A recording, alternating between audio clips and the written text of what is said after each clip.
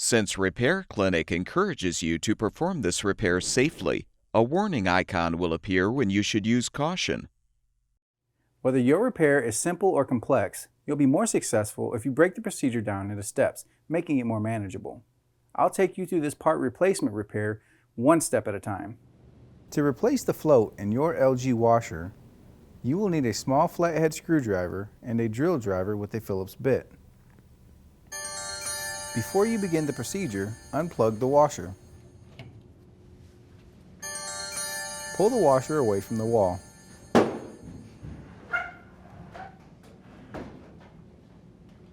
Unthread the 2 screws on the top panel.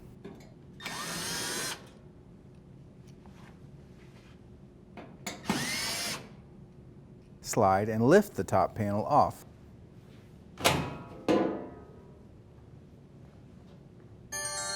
Loosen the screw clamp on the bellow. Then pull the bellow from the tub.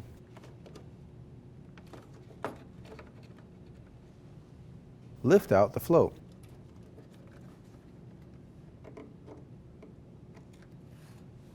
To install the new float, set the float in the tub.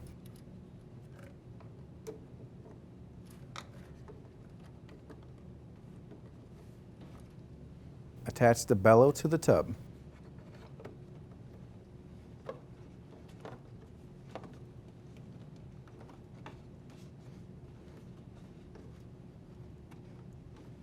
Tighten the screw clamp.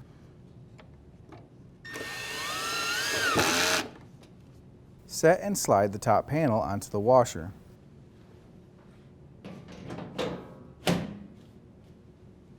Rethread the 2 screws onto the panel.